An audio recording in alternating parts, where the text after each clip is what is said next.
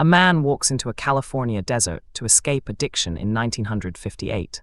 He never leaves. I've read the court files myself, thousands of pages bound in manila. What strikes you first isn't the violence or the betrayal. It's the gap between what people thought they were joining and what they'd actually signed up for. That gap is where Synanon lived, and it killed the version of California that believed in second chances. October 1958, a small beach town north of Los Angeles. Chuck Dederich, a former advertising executive with a drinking problem, rents a small house and invites addicts to live with him. No doctors, no pharmaceutical intervention, just people talking to each other, brutal honesty in a living room. He called it the Synanon house. What he was actually inventing, though he didn't know it yet, was something closer to a weapon. The idea was simple: strip away ego through confrontation. Residents would gather in a circle and attack each other's defenses verbally. They called these sessions the game. It worked at first. People stopped using. By 1961, Synanon had moved to Santa Monica. Hundreds of residents. Donations flooded in from celebrities, from people who'd watched addicts transform. The press called Dederich a visionary. Local government gave him land. Nobody, not the donors, not the residents, understood what was being built. 1965. Dederich began to change. He stopped going outside. He gave fewer interviews. The game, that therapeutic verbal combat, began to intensify. Sessions lasted 12, 14, sometimes 16 hours. Sleep deprivation was weaponized, and Dederich, isolated in his house, began to speak in apocalyptic terms about the world outside.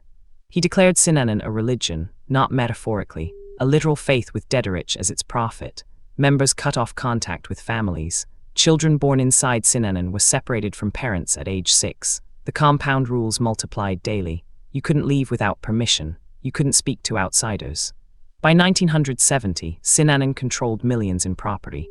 Dederich had moved the main compound to the Mojave Desert, a place called Visalia. Followers worked 16-hour days without pay. They built his house. They tended his gardens. They surrendered their identities. And still, the public barely knew. The cult was hiding in plain sight.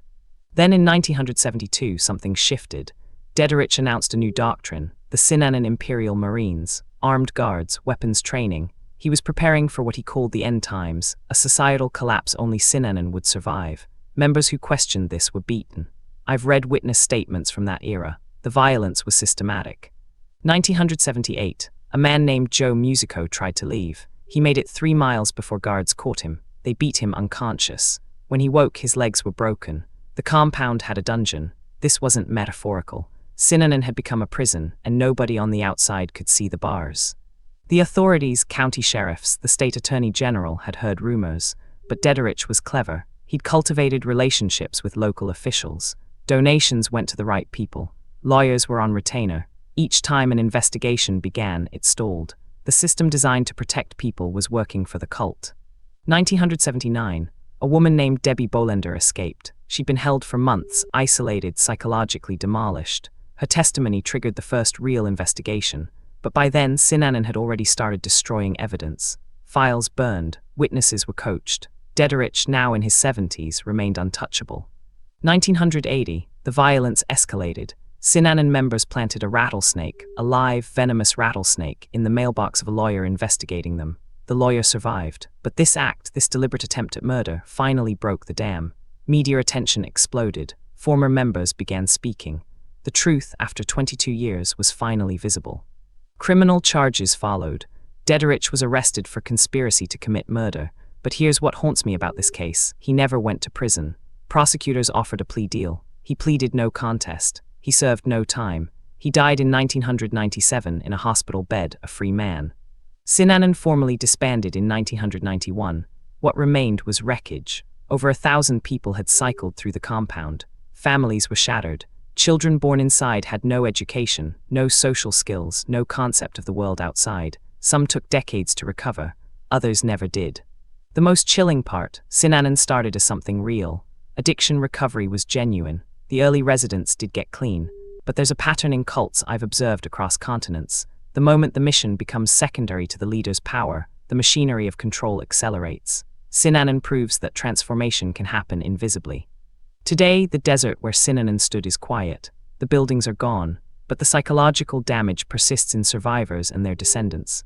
They're still processing what happened in those compounds, the isolation, the manipulation, the theft of their identities. Healing, it turns out, takes far longer than the cult itself. Synanon wasn't unique, but it was thorough. It was American, and it operated for 22 years in broad daylight because we weren't paying attention. The lesson isn't that cults are hidden. It's that they hide by making themselves seem legitimate, until the moment the mask slips, and by then, the damage is already done. Subscribe for the next deep dive into how cults operate in plain sight. There's a new case every week.